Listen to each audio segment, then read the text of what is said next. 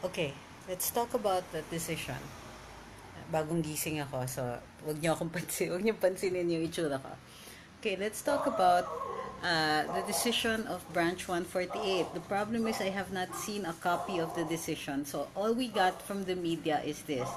That the court upheld the constitutionality of Proclamation 572 and but found that Senator Trillanes had filed his application and had in fact presented a copy or had presented an affidavit indicating his repudiation. And he had complied at least with the requirement of the affidavit of admission.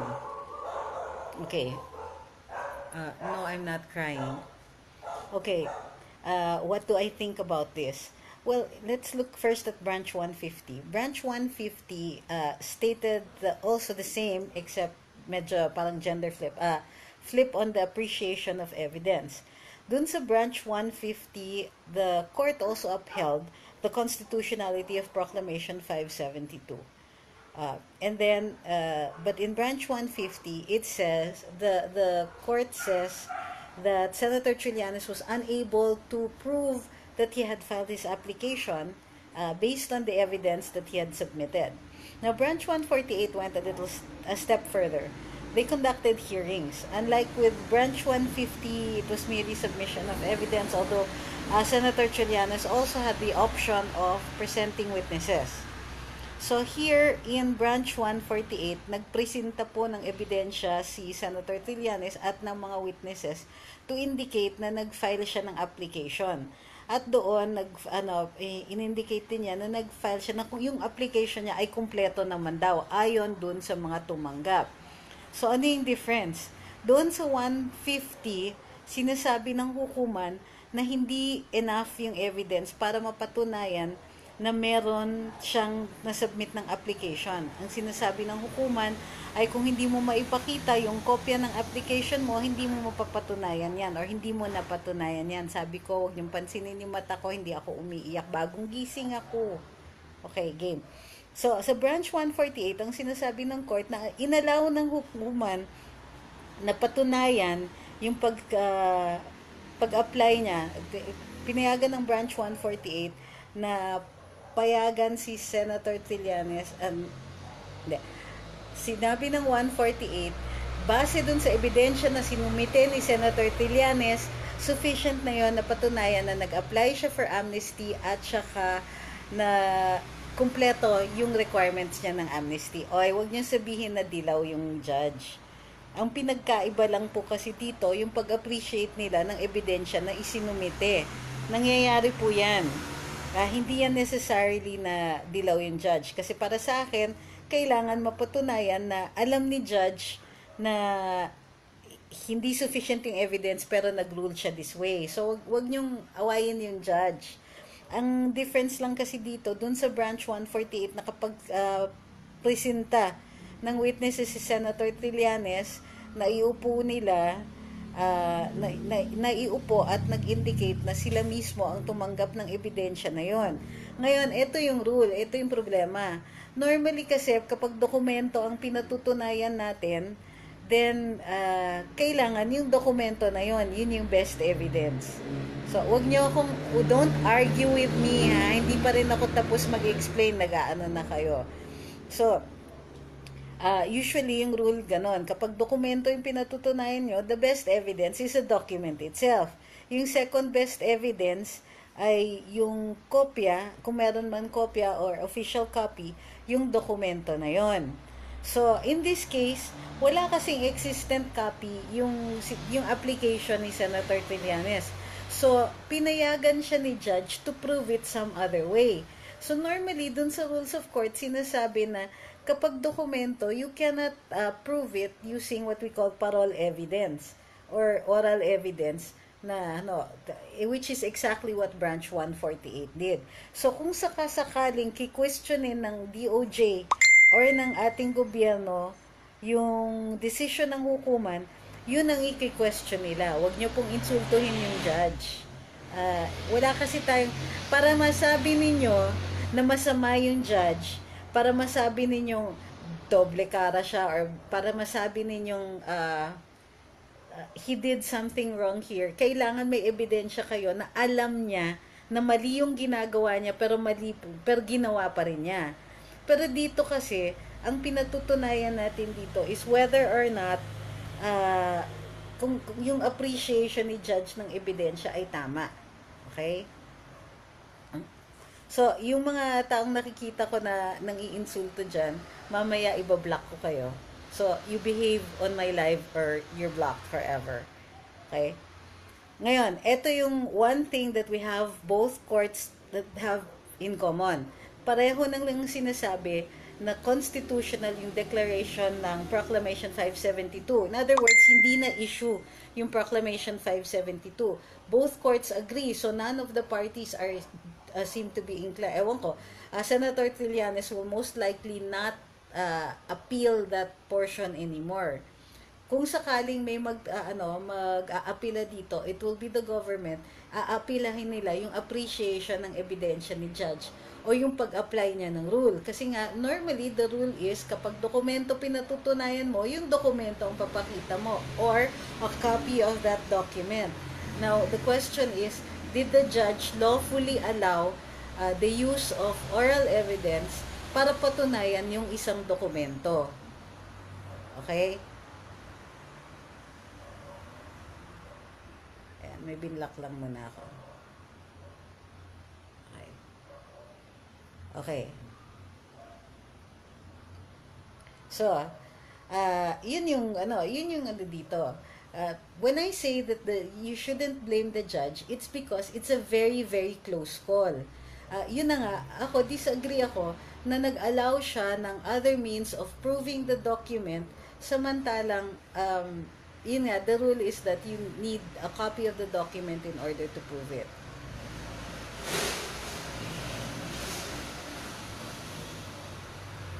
Okay. Yun nga, yung sinasabi ni Gary, I still can't believe the judge accepted the testimony of the witnesses. Oo, kasi nga, ang dali sabihin eh. But, yun nga yung naging rule ng judge. So, in this case, merong basihan ang DOJ mag-file ng motion for reconsideration base dun sa appreciation or dun sa pag-allow ni judge ng pagpresenta ng witnesses para patunayan yung existence ng dokumento.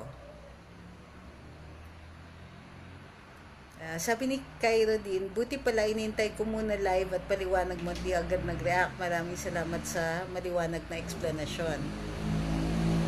Sabi ni Fraven, so wala na pong pag-asa na makulong si Trillanes. Ganito po kasi yun. Ang tanong is, meron pa kasi third court. Maingay sila. Paraanin natin. There's a third court. Special General Court Martial Number 1, which is under the AFP. Ang tanong is, does the military court have the discretion to determine kung nag-apply nga ba si Senator Trillanes ng amnesty? Can this be made an issue in the court martial? Kasi dun sa dalawang hukuman, ginawa nilang issue yon, yun mismo yung dinicide nila. Ang sinasabi ng AFP is, nag-iintay lang sila ng warrant of arrest from Branch 148. Tama yon, Branch 148 ang susundan ng court martial kasi yung jurisdiction ng Special General Court Martial Number 1 ay yung Oakwood lang. Wala silang jurisdiction over the Manila Pen Incident. Sa Special General Court Martial Number 3 yon. Kung di naman kasama si Senator Trillanes dun sa SGCM3 kasi hindi na po siya military at the time that SGCM3 was convened. Okay? So, ito yung sinasabi ko. Can the court martial make this an issue? Para sa akin, maaari nilang gawing issue yon sa pwedeng ipresenta ni Senator Trillanes sa SGCM1 na nag-a-apply yung amnesty sa kanya. Kasi ang ginagawa ng AFP is nagre-rely sila dun sa dalawang hukuman para i-determine yung constitutionality ng Proclamation 572 at saka yung factual matter of whether or not Senator Trillanes filed his application for amnesty. para sa akin, the SGCM1 can also hold a hearing kung tama ngayon, kung ano ba yan? Kung tama nga na nag-apply ng amnesty si Senator Trillanes. Kumbaga, defense niya yon doon sa Special General Court Martial number 1. So, ang tanong ni Nuj, can the court martial proceed since lawful ang 572? Ang theory ko, and this is based solely on, hearsay na lang kasi to dahil wala tayong kopya ng decision ni Judge sa 148. Base dun sa basa ko dito sa circumstances, yes, SGCM1 can proceed and make it a factual matter. Kumbaga, it is a matter for Senator Trillanes to prove dun sa Special General Court Martial number 1 na nag-apply siya ng amnesty and therefore stop the proceedings at SGCM1. Anong ibig sabihin nito? Pwede pang mag-issue ang court, ang SGCM1 or ang AFP Chief of Staff ng detention order kay Senator Trillanes to bring him before the court martial, tapos dun siya mag-explain na nag-apply siya ng amnesty. So, that court can decide separately. Like, parang branch 150, di ba? At saka branch 148, nagkaiba sila ng decision.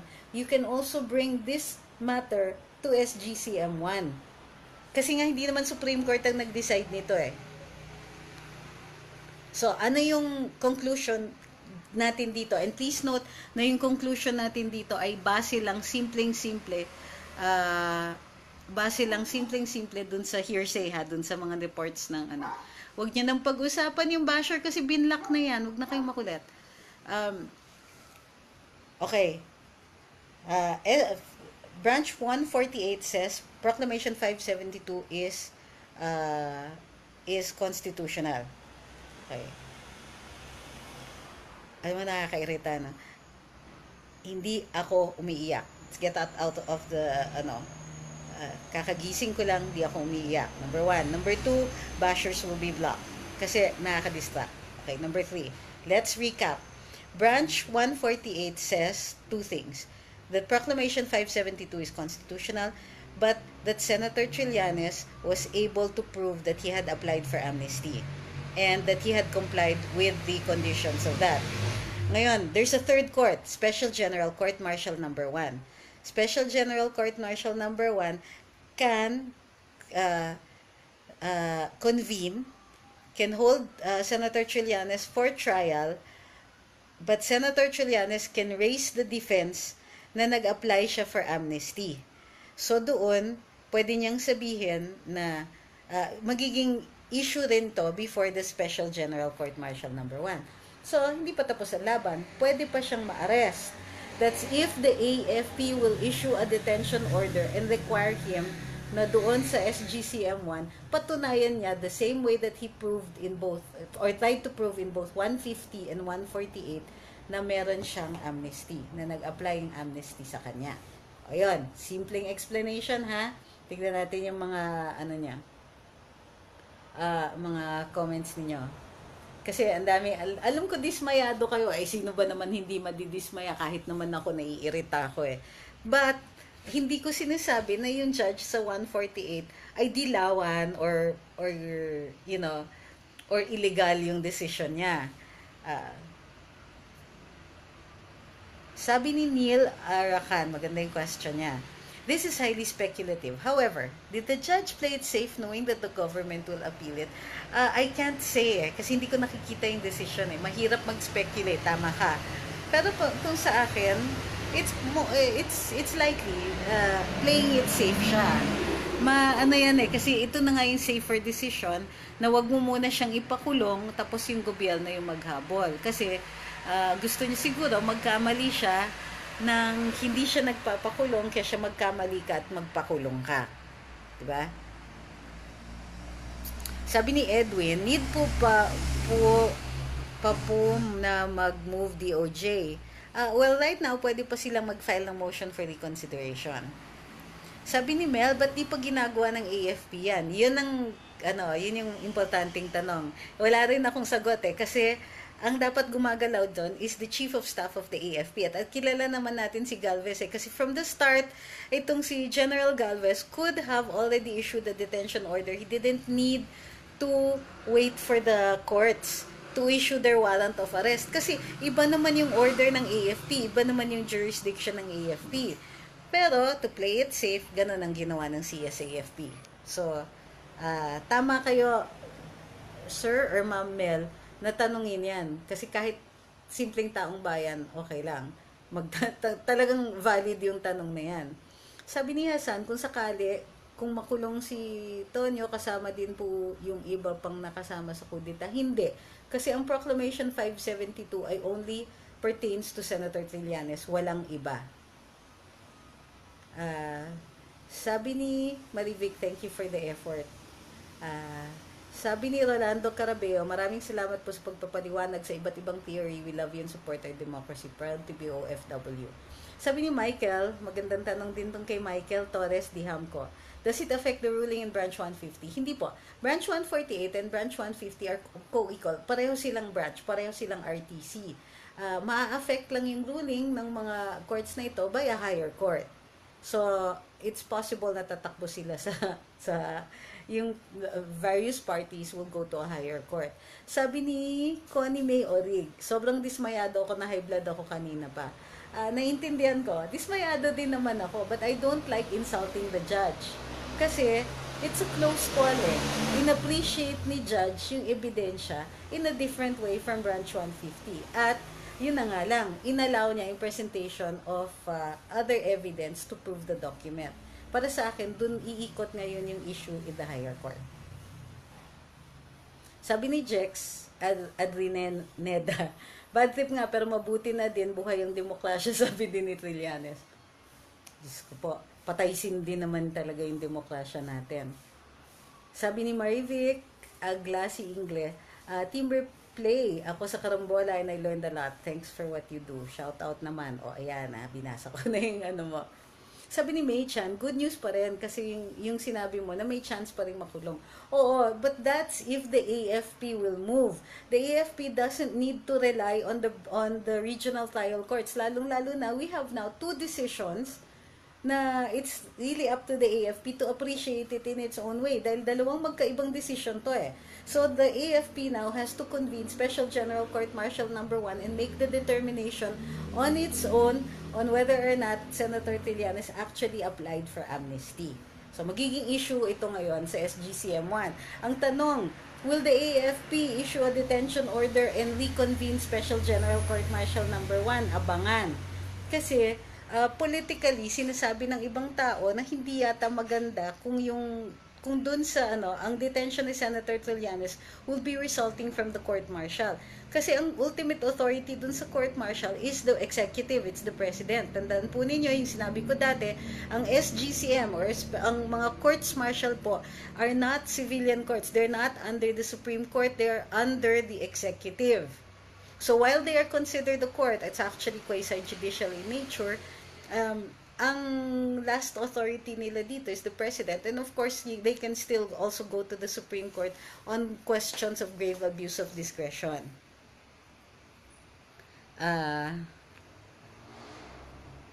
So ano ba yan? Sabi ni HSHS, what about President Duterte?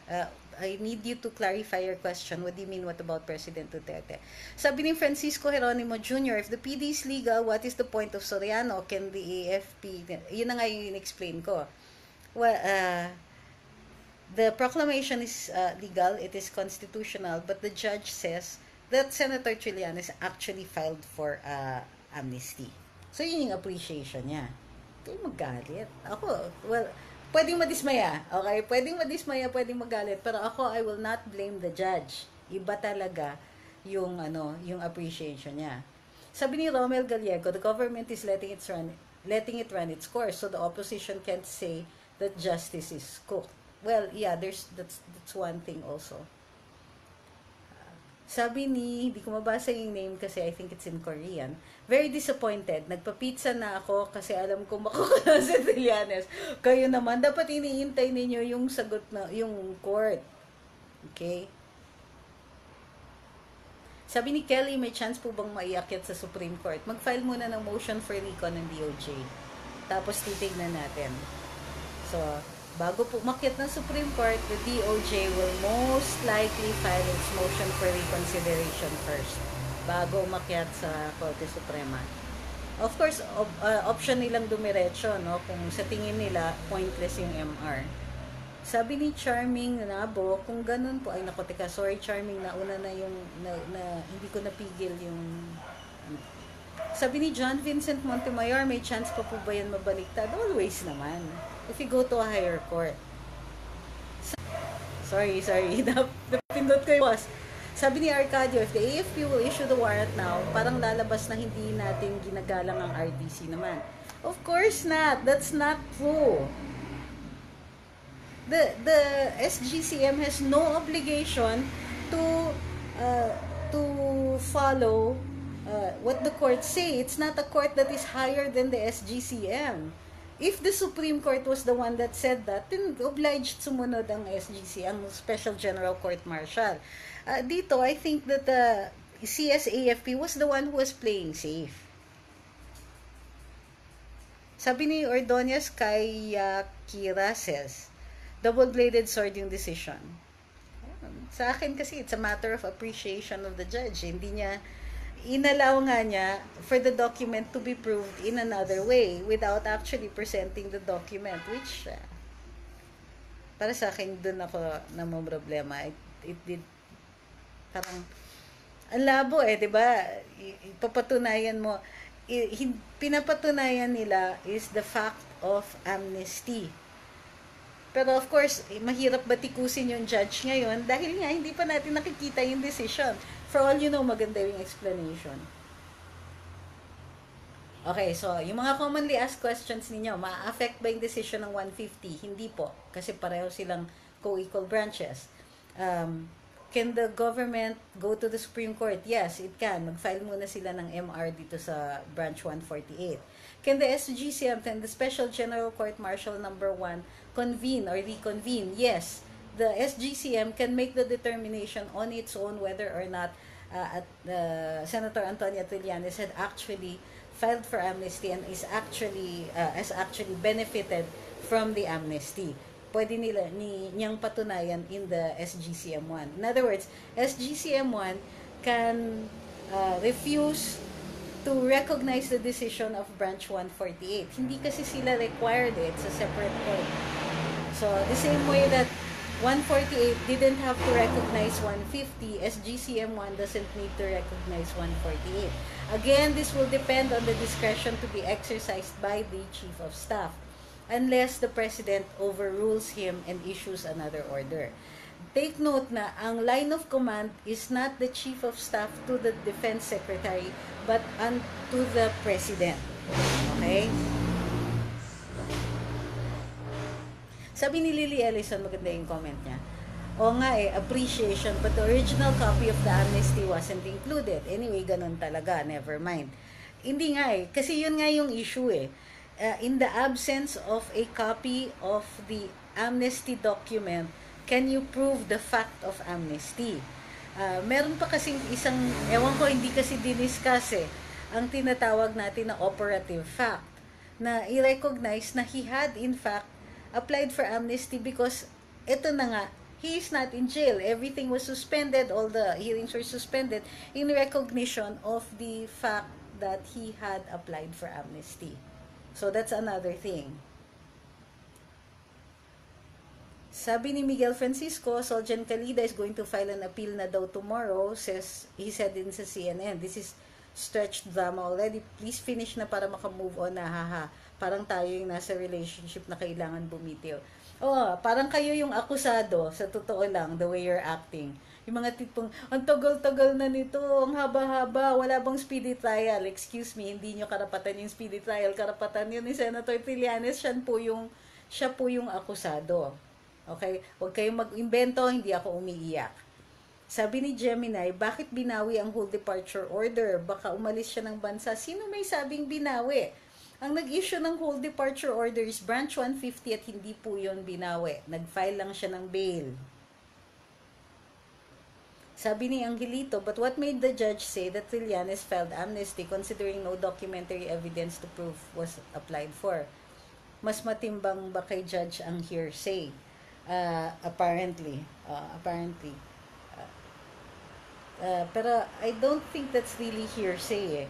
It's not hearsay kasi hindi naman nila nadinig from somebody else. Nakita, yung witnesses ni Senator Trillanes say that they saw the document. That's a different thing from hearsay. Kasi you can testify on on seeing the document. In fact, you can testify on hearing somebody else's testimony, but you cannot testify on whether or not that is true. Yun yung hearsay rule. Sabi ni Wendy Yu, feeling ko walang bayagang AFP, sorry. Di nila arestoin si Trililing. Opinion lang po. Well, I think valid naman din po yung opinion ninyo. Kasi if they really wanted to, umpisa pa lang, they didn't have to wait for branch 148. Sabi ni Joey Garcia, maganda dyan, mga mamamayang Pilipino ang maresto dyan kay Asong Ulol na yan. Itali sa EDSA at pagbabatuhin hanggang sa malagutan ng hininga. Oh, please, let's not incite to violence, kaya tayo napapagsabihan eh. Sabi ni Connie Soberano, is it true that the judge is an appointee of Pinoy? Do you think his decision was somehow influenced by this? Ako hindi. I don't see any evidence that he was influenced by that. Kasi nga, it comes down to the appreciation of evidence. Now, the judge can also be wrong without necessarily being malicious. Okay? Sabi ni Doctor, did the DOJ even have a background check on 148 or they could have filed it elsewhere? No, they cannot file it elsewhere. Branch 148 po, ang dumidinig ng kaso dun sa kudeta. You cannot, go to another court. Yun po talaga yung court na may jurisdiction. Sabi ni Chino, pero ongoing pa rin yung trial sa branch 150? Yes. Sabi ni Fesoj Salosin, have a good day. We're watching you here in Las Vegas. We're also very disappointed about the result. Sabi ni John Luab Mata, the best evidence on earth is the original document. Yes, but in the absence of the original document, there has to be some means to prove it. The only other means to prove it was to present a copy of that document. Wala din yon. Sabi ni Ian Abella, agree, maaaring maganda yung explanation sa decision. Baka may details na hindi natin nakikilala o nalalaman. Isa pa yun. Sabi ni Agni, parang nakinig si judge sa chismis.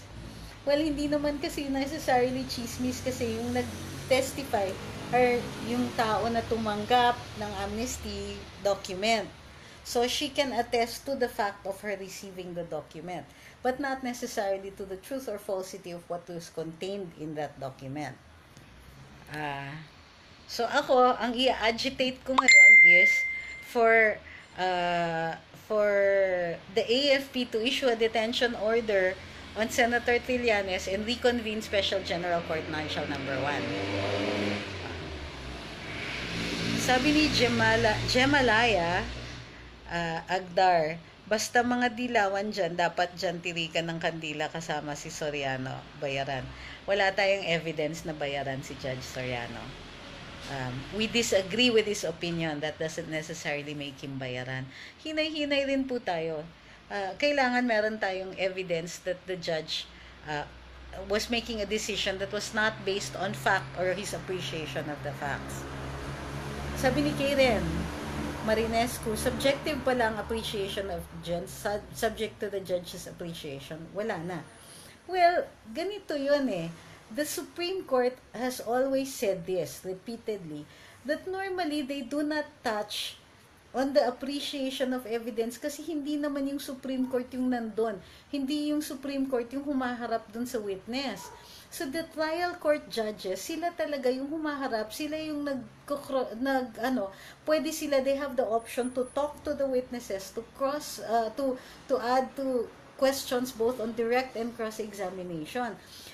Is it subjective? I wouldn't say that, but it is the trial court judge talaga who has to make that determination. Sila po talaga yung nag-appreciate at sila po yung mag-weigh ng value ng witnesses, ng credibility ng witnesses. Sila po mismo. That's why they're trial court judges, because they're the ones who test the witnesses and they're the ones who subject the evidence to further examinations. It's really how it works.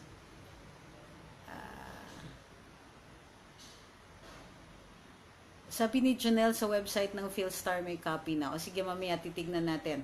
Pero ang live na ito ay base lang. So disclaimer tayo, ang basehan pa lang dito ay yung reports ng ating mga dyaryo, ng ating mga media na nagsasabing dalawa po yung basehan ng decision ni Judge is that although constitutional ang Proclamation 572, ang appreciation niya is that nag-apply talaga ng amnesty si Senator Trillanes.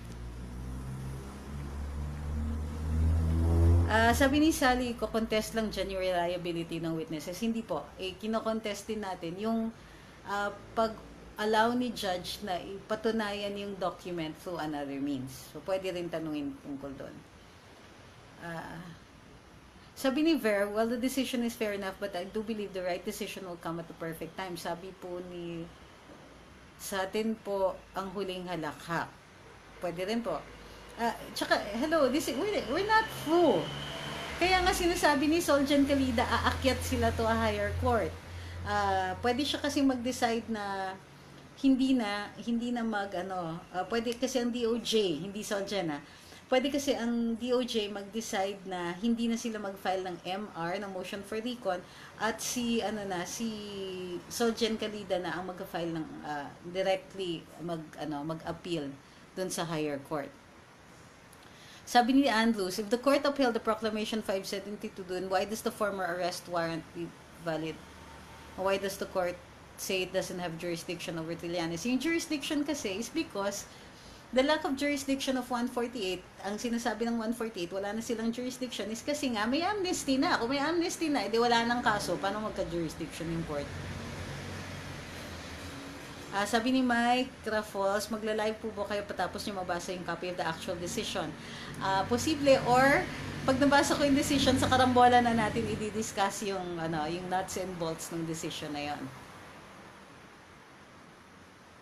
Sabi ni Chino, paano yon? Merong witnesses pero wala namang maipakita si Senator Trillanes ng mga supporting documents na magpapatunay na nag-apply siya ng amnesty. Ayun na nga. Kasi sinasabi ng court, wala naman talagang documents that could prove it. Kasi nga, nawawala na nga yung kopya ni Senator Trillanes. So, he allowed it to be proved some other way, which is through witnesses. So, sabi ni Elo Salonga Rodriguez, totoo ba yung sinasabi ni Trillanes na di pwedeng bawiin ng amnesty? Ang issue kasi dito is not na binawi yung amnesty. Wala pong binawi na amnesty. Yung sinasabi dun sa proclamation is that walang amnesty na mag-a-apply sa kanya kasi hindi nga siya nag-apply. So, hindi ito bawian. Okay? Sabi ni Richelle, pwede pala na walang documents lang at witness lang yung basehan. Ayun nga, that's very good, Richelle, kasi this is the heart of the issue. Tama ba ang ginawa ni Judge na inallow niya witnesses to prove the existence of the document? Ako disagree. Pero hindi ko sasabihin na bayaran yung Judge. Disagree ako, and I think that the Judge misappreciated the rule and misappreciated the evidence. But that's only my opinion, kasi the final opinion will still be by the Supreme Court. Sabi ni Janina, I hope the DOJ will file the MR agad o kaya go to the Supreme Court agad and hopefully ma-overturn yung decision because parole evidence is not allowed to prove yung pinaglalaban ng camp ni Trillanes, di po ba? Yes, Janina Rosa Velosa. That's exactly what it is. Bakit di na lang diretso sa SC para di magulo? Sabi ni Eugene. Kasi you have to prove that there is no other speedy and adequate remedy bago ka umakyat sa Supreme Court. Ito, mas maganda yung sinabi ni Miguel Francisco. Senator Team have won today's battle but the war isn't over yet. Okay? So, kung frustrated kayo, kung galit kayo, okay lang yon. Nakaka-frustrate talaga, nakakagalit. Pero, di pa tapos ang boxing. Okay? Ganun lang yon. Sabi ni Maria Teresa Obispo, parang naguhugas kamay si Judge. Tignan natin dun sa decision. Sabi ni Miguel, mukhang exciting ang usapan sa karambola bukas. Oo, definitely. O dun sa mga naiiyak at nagagalit sa inis, wag muna, may Supreme Court pa eh. Para sa akin may Supreme Court pa. Pero, tama naman na mainis. tayo. Kasi nakakainis talaga. Unang-unang bitin na nga tayo. Ang tagal ng decision. Kasi the judge asked to present witnesses. So, ganun eh. So, na-imagine nyo na kung anong feeling ng mga abogado pagka in spite of everything, nagawa ninyo lahat, matatalo ka pa rin. Aray, di ba?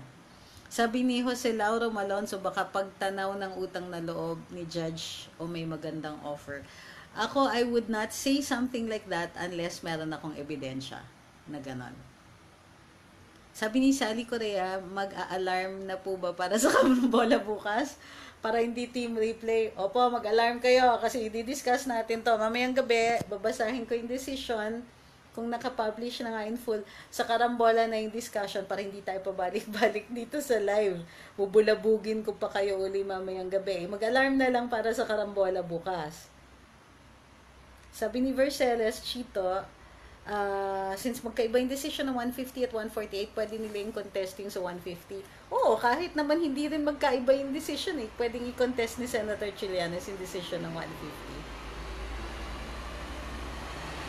Sabi ni Bex, ang tagal ng gabi eh, sana karambola na. Can't wait to hear you all. Sana present si My Loves TP.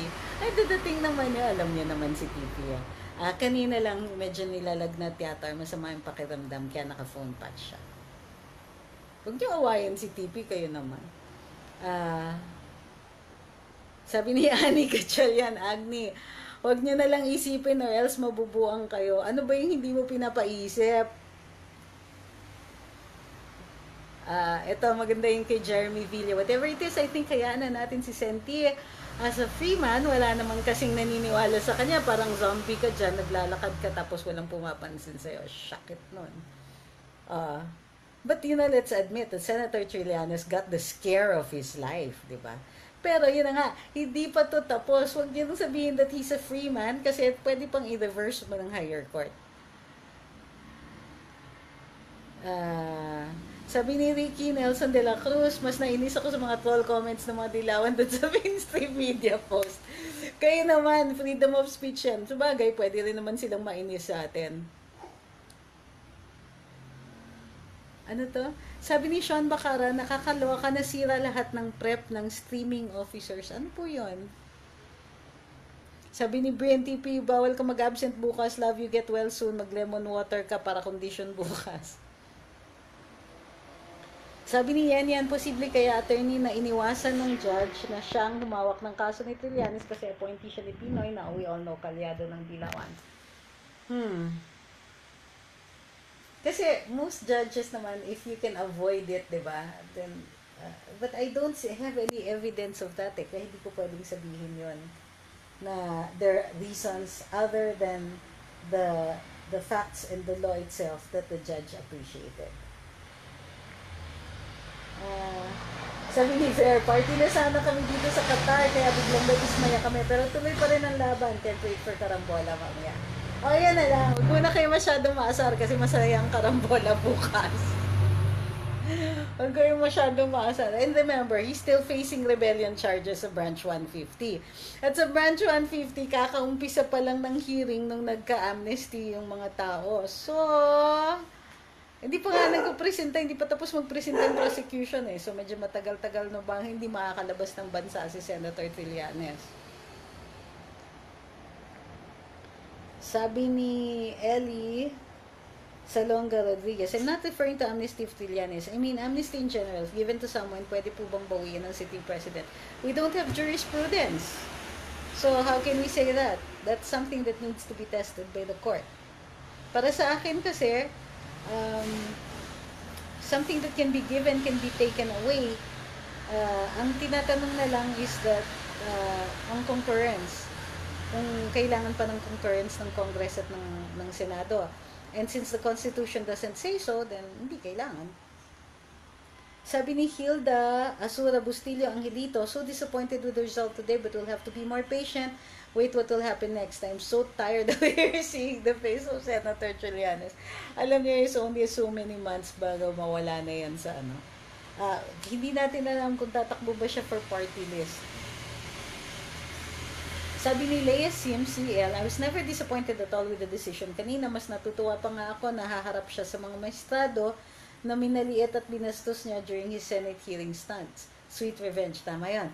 He's going to go begging now to the Supreme Court to uphold Branch 148's decision with the same Supreme Court that he dissed. Sabi ni Arman, nakakalungkot bakit ganun ang decision samantalang maliwanag pa sa sikat ng araw na talagang hindi siya nag-apply ng amnesty. Okay. Well, yeah. Totoo yan. Okay, for the last time, those saying, hindi ako umiiyak, kakagising ko lang. Nagtatrabaho na ako uli. Sabi ni Jose Lauro Malonzo, ano ibig sabihin mo ng amitabol? Na ilang beses ko na-encounter sa decision ng Judge 148. Anong amitabol? Hindi kaya ito nasabi yan. Okay, last two comments. Sabi ni Dr. Saluso, why do two judges have different decisions given the same evidence based on the same laws? Hindi po ba dapat the same appraisal sila? Wait, may difference ha. Ang Branch 148 nagpresenta ng mga witnesses. Branch 150 hindi. Sabi ni Jet, sayang na lang ako nakapag-online, hindi ko po nasimulan. Gusto ko maliwanagan. Team replay ka. Sabi ni Roselyn, bukas abangan daw niya ang karambola. Magpupuyatan na naman ang mga malalayong lugar. Sabi ni Jerry, watching from Oman, thanks for sharing your ideas. Naghahanap ako ng question eh. Pero lahat tayo agree, disappointing yung decision naman, Branch 148. Hindi tayo lahat agree na bayaran yung judge or dilaw yung judge and all that. Kasi wala akong nakikitang evidence to indicate that. It's possible for two branches to appreciate evidence differently. It happens. Sabi ni Edward Alpe, nakaka-stress yung nangyayari dyan. Nasaan ba talaga ang justice? Kayo naman, hindi pa tapos. Ito si Annie, makulit eh. Ano kaya feeling ni Trillanes now? Nakakain pa kaya na maayos yun? Well, nakakahinga siya ng konti ngayon dahil sa 148. Kasi 148, non-bailable kasi ang kudeta. Kaya tayo lahat umaasa sa 148. This General Court Martial na sa Special General Court Martial number 1. Oh, by the way, ang Court Martial walang bail ha. So pag dinitain nila si Senator Trillanes, kailangan mapatunayan niya yung amnesty niya or mapatunayan siya wala siyang sala.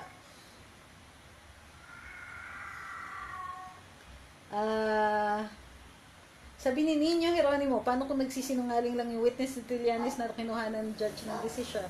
Paano mo papatunayan yan ngayon? Kasi ang pagka-appreciate ni judge is nagsasabi sila ng totoo.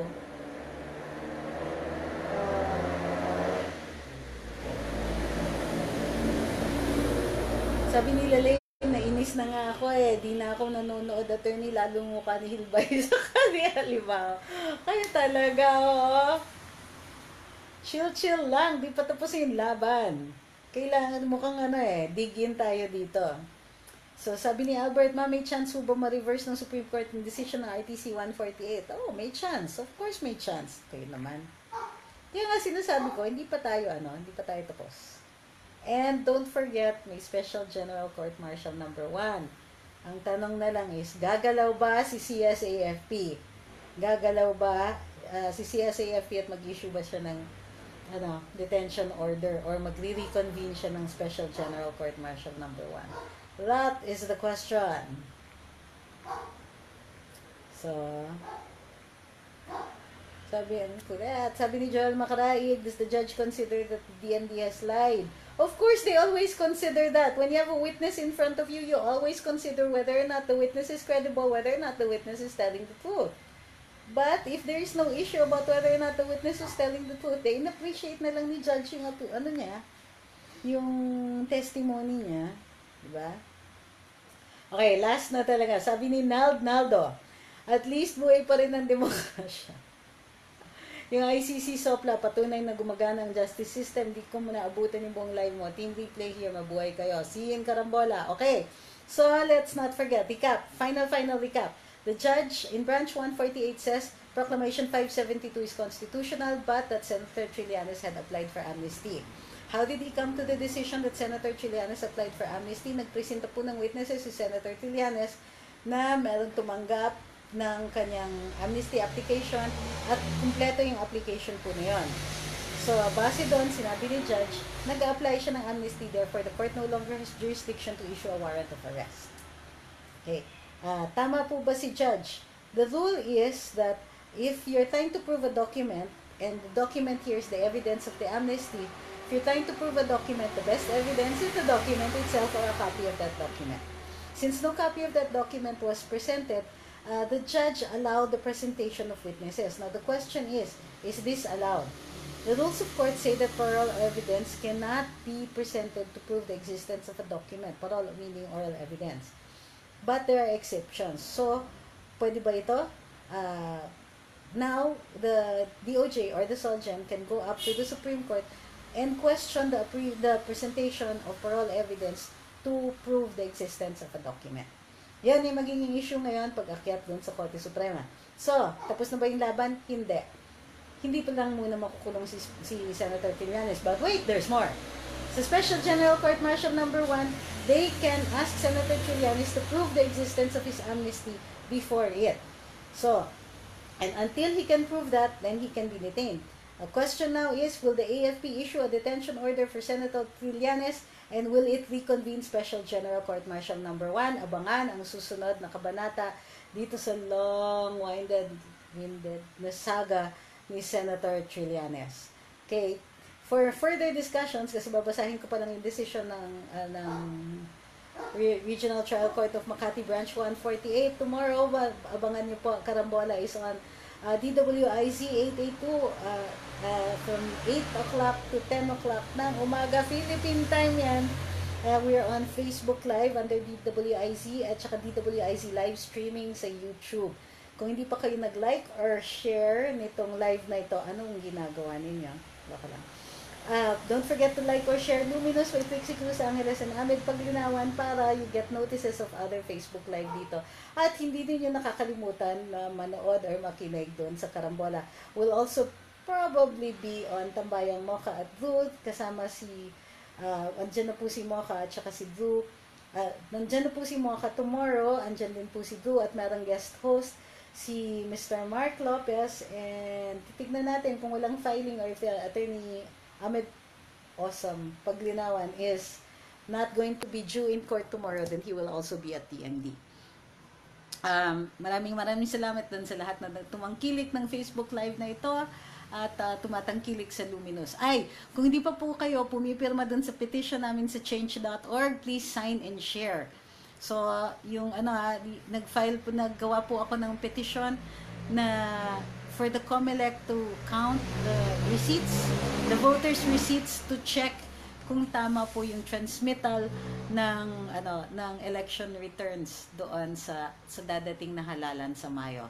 Don't forget to sign and share the petition sa change.org. Nandun po yun sa wall ng Luminous. Maraming salamat. See you tomorrow on Karambola and possibly on Tambayang Mocha at Drew. Good night.